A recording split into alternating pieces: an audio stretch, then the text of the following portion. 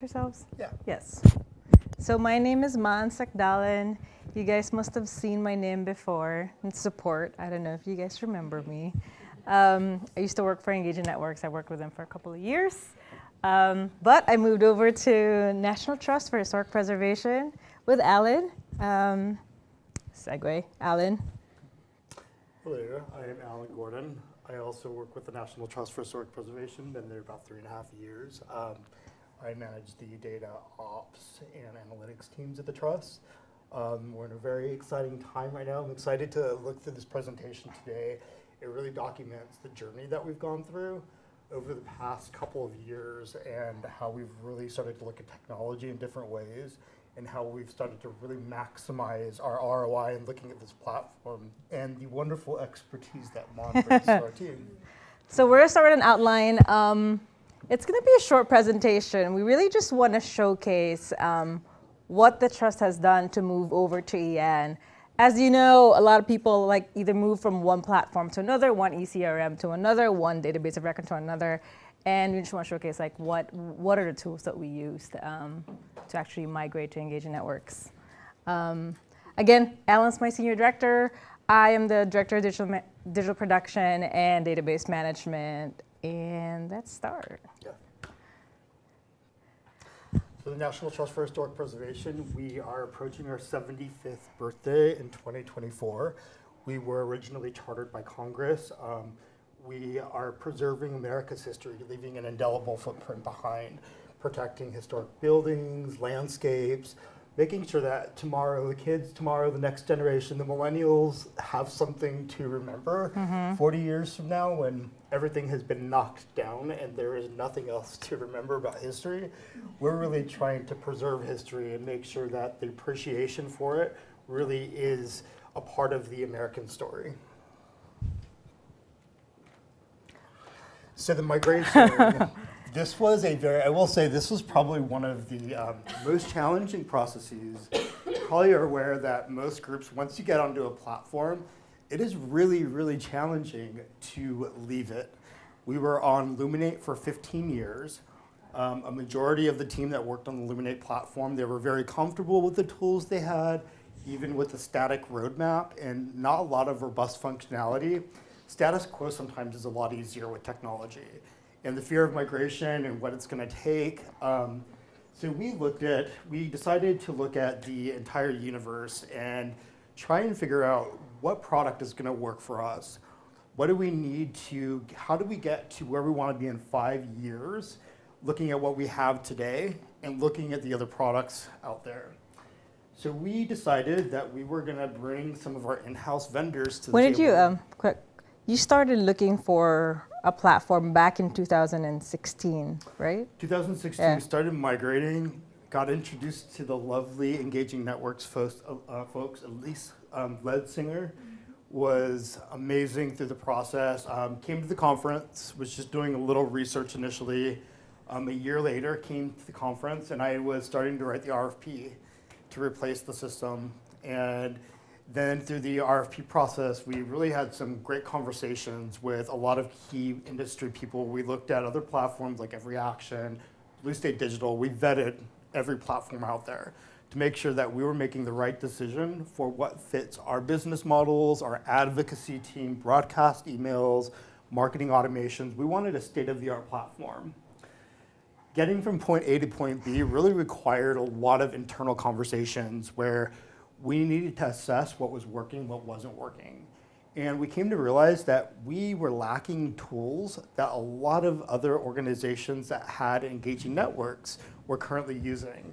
And so we started to interview a lot of organizations. We talked to HRC and a bunch of other groups and found that this platform really was something that we wanted to pursue and invited them to the RFP process. To the table, we decided to bring a host of other vendors that had product knowledge and expertise that were really going to help us leverage the platforms, whichever one we were selecting, as well as to address a lot of the questions that internally we really needed somebody from the outside to come in and lead those discussions. So we had a partnership with these 4 companies, Beacon Fire Red, our digital agency, Raise the Roots, Fracture, and Corner Shop. Each of these agencies really had a unique niche in what they do for the Engaging Networks platform, other platforms. We decided that we needed somebody that really knew the platform inside and out, and so we brought on Raise the Roots. You're probably familiar with Brandon Fuller. Brandon Fuller was our implementation lead. Brandon really was a key player through this process and helped us to understand a lot of how to configure Engaging Networks, leading the conversations with the teams at Engaging Networks and bridging them with the National Trust. Fracture was really key with helping us do a lot of data hygiene. They have these wonderful bots. Does anybody use Fracture in the room? Got one back there, I don't know if here. They have these automated bots that really remove the human element from the most tedious components of data cleanup.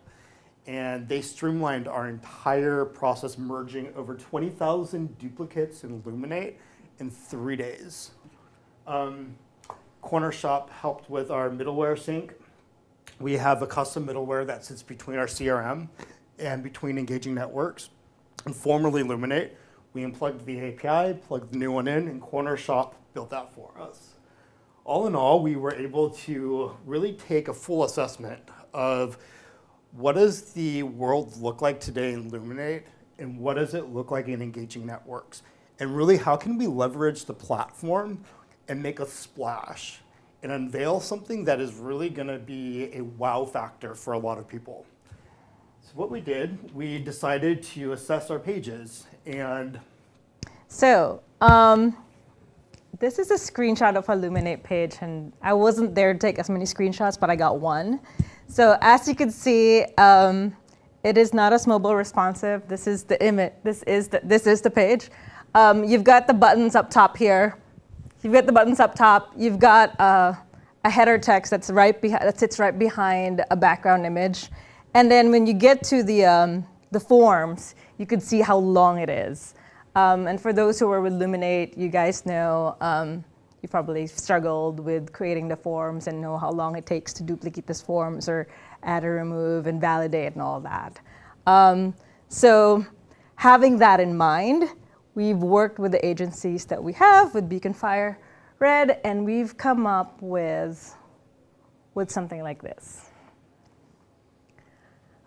I'm gonna move over to our actual page. Give me a quick sec. one of the interesting things to note about the Illuminate page, our Vice President of Annual Giving did a study on decision science and found that our page that we had in Illuminate had 14 decision points for the person coming to the page, which make it really challenging for them to make an actual decision, whether it's between giving a $20 gift or a $50 gift or a $70 gift. We were hindering their ability and hindering the capability to really increase the average gift across the board. So we kept the large image that goes to the right side. And as you can see, because we're the National Trust for Historic Preservation, we have all these beautiful images of America that we could showcase. We've highlighted the buttons. It's very clear what our ask amount is. We've used pop-ups for membership levels instead of putting all the levels back up there. And then we've leveraged the beautiful forms that you can create with Engaging Networks. We've added conditional hiding and showing of your fields. And we've also used the form swaps, right? So if you're in the United States, you got US states. If you're in Canada, again, you could pull in Canadian provinces. So all these are just innate in the Engaging Networks platform.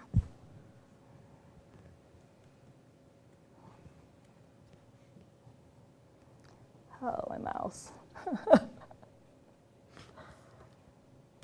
How did I get back to PowerPoint? One of the great things about these sites is we've actually started to do some testing on the images themselves and have found that the images themselves, these forms alone, we have seen a 300% increase in our average gift since we've gone live.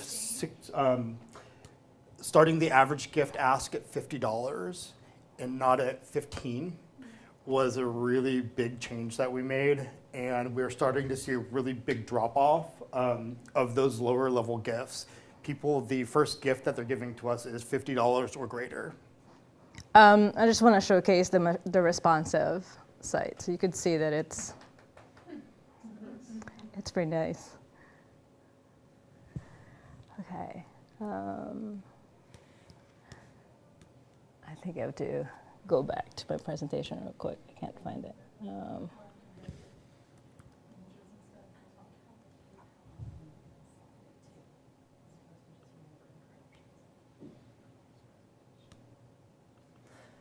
Yeah, it's interesting when you're looking at these pages and engaging networks, there's a lot of capabilities. I think it's looking at what we had in Illuminate and looking at the actual pages we have in engaging networks. There's a lot of tools that you can take advantage of that the Blackbaud style sheets, Blackbaud limited API capabilities really prohibit a lot of organizations from building these types of pages, making them look really nice, and leveraging all the functionality on them. Yeah. So just jumping into the different samples as well. Every time we send a campaign, we have different donation pages that have different background images. It's really compelling that we have a different story for each email that we send out. We have hundreds of sites. About 100, we have 27 sites that are part of our collection. And we have over 150 national treasures that we also do fundraising around. So yeah, so we have hundreds of sites, and in minutes, you could spin up all these donation pages with engagement networks, which is a cool thing.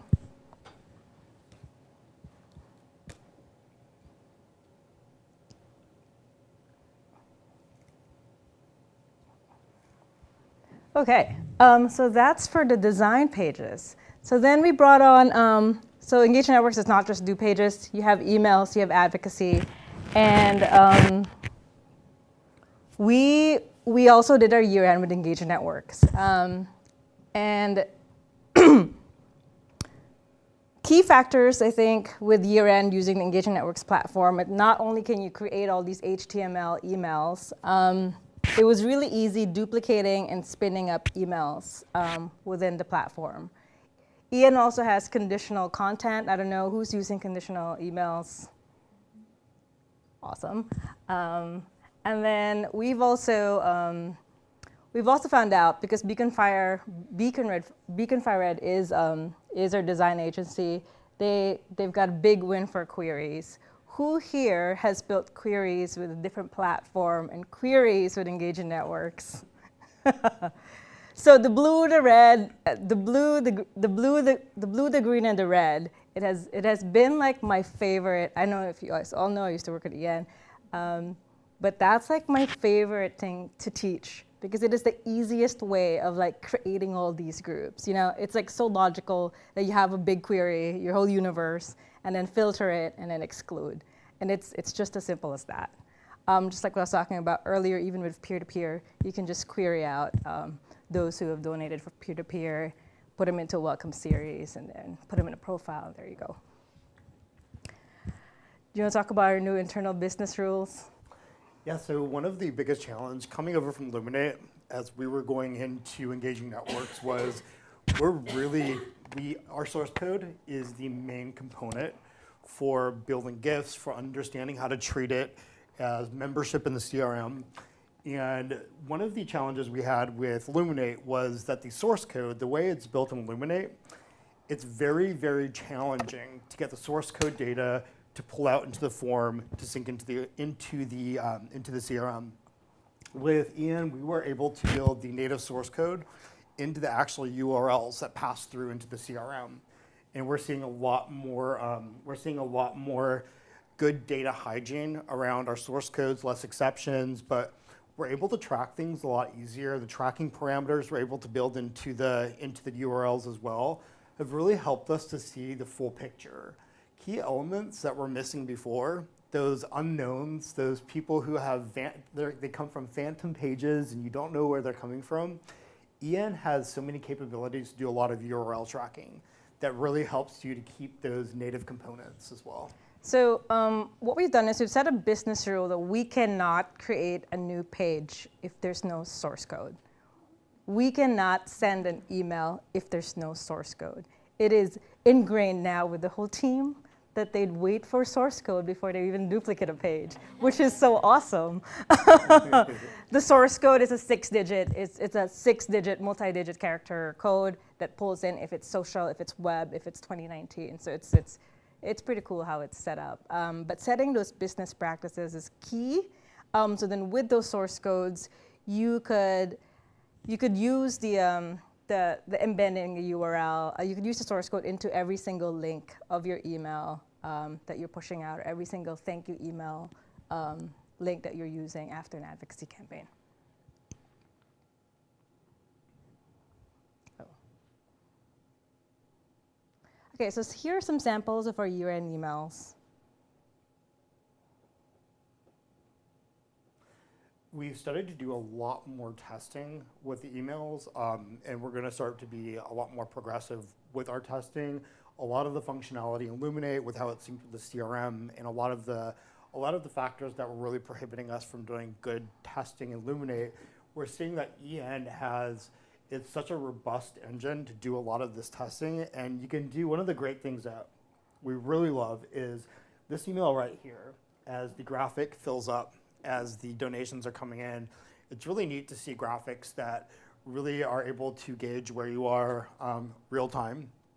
And with a lot of our campaigns, we're starting to take advantage of a lot of the native components that you can build into email templates in the end.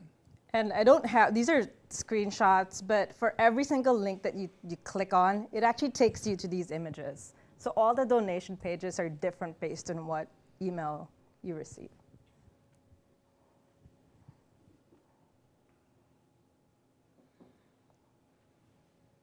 Yeah, so just some year-end reporting. We saw a spike in just comparing 2017 and 2018 with number of donations from our homepage. We also saw a spike of unique visitors into our website. And it looks like our one-time gift year-to-date average has gone up. It'll be interesting, I think, as we start to really shift. At this point in 2018, we had only been live on EN for 3 months. For 3 months. Yeah, so. And so year end was kind of a battle between the old world and the new world. Yeah. And really trying to learn how are we going to incorporate these two together. So for 2019, we have a pretty robust plan for how we're going to build out end of year and really start to leverage and take advantage of the full platform. And I think at that point, we will have been live on EN for a year and 3 months. And so our teams will be a lot more savvy in the platform and think about the different tools that they didn't have before year end. Correct. But I'm excited to see what we get. I'm like a little kid in a data candy shop. I know. To see what we have a year into the actual program. So this is a sample of a Lightbox that they used with Luminate, which we were not able to implement by year end. So we're really excited to possibly create a really cool looking Lightbox using engaging networks. We're looking into creating more marketing automation campaigns, probably doing conditional pages, and I don't know if you guys have tried to split test pages, we want to also look into that. And then of course more dynamic ask strings as we look into the data and see how we could use the conditional pages in the HPC format that EN has. Yes. Any questions? Are you guys using the native source code feature within EN? Or like, did you create your own source code? So we are using that tracking parameter. Yeah, okay. Yes, we are. Yeah. So you will see that will show in campaign data 34 of your, when you do either you do an API export when you just run a financial report or a regular export, it'll be in the campaign data 34. And it hasn't created any conflict with your GA Google Analytics setup, like haven't been observing double transaction, very low bounce rate, stuff like that? So far? Nothing that I've seen, but I think time will tell more Yeah. as we do more testing. I think it's still too early to really quantify. We also use it in both. So we use, maybe this is because we're just being really like obsessive compulsive about it, but we use other one, which is other amount one, as well as the tracking ID. So we use both, populate them both with the same source code. And that's also probably because of like our database of record and how we pull data, push data into that. Yeah. This Yes. isn't really an EN question, but I saw you had the double and the triple match. Do you find the triple performs a lot better than the double? Well, the triple match, so we are currently right now working with Charity Navigator and GuideStar because they are not very big fans of match language. And so we're in the middle of working with their legal team and our legal team to clarify. And so we pulled the triple match initially, we started and then we pulled. Because we were getting a lot of negative feedback from Charity Navigator. So hopefully next year we'll have it worked out. Yeah, no, we had a lot of problems with like, putting a deadline on it and then saying what the extra money go, all that stuff. So, okay. So Charity Navigator would come at you and say, hey, like triple match isn't good? They will ask you very specific information about gifts, when the gift, if the gift being matched was a gift collected prior. So there's different ways you can leverage the gifts. And because it was a gift from a board, there's different levels of giving. And with one of the gifts, it was from a board member, and we were able to repurpose it. He said, you can use my name publicly. You can use my gift to match. Charity Navigator and GuideStar have very specific legal requirements for how you purpose those gifts and the wording. And apparently some of the language we had language that's similar to what Audubon Society had on their website, Nature Conservancy. So we were pretty consistent with what was being done in the industry. For some reason we were targeted. And so we're working it out because we don't want to be misrepresented, but we are working with other nonprofits like Audubon and TNC. We have a good relationship with TNC, and we're trying to make sure that we can all be on the same page. We're all trying to be on the same page together and work together to make sure that the language is consistent so that they're not going to experience what we did as well. I'd like to stay in touch with you guys as far as that, because we've been having like the same interrogations as far as matching language. Absolutely. Like, does it make sense actually? And like, so we've tried triple, doubles. I'd be interested to hear more about that. And I can connect you with our Vice President of Annual Giving. She's been leading that charge as well and has been very involved in the day-to-day conversations with them, because those campaigns are very effective. When you have a match, it creates a sense of urgency that really gets people to give. And we've seen really good, like the success from 2018, we saw a lot of, I think we saw like a 30% increase over the year before with no match. And so the numbers really do support that a match is successful, but it's trying to align with the people who are monitoring the organizations that are doing the matches.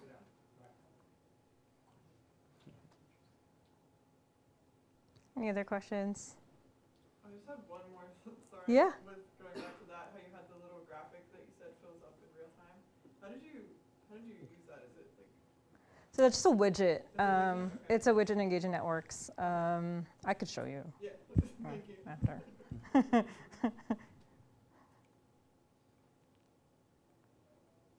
All right. Well, thank you so much.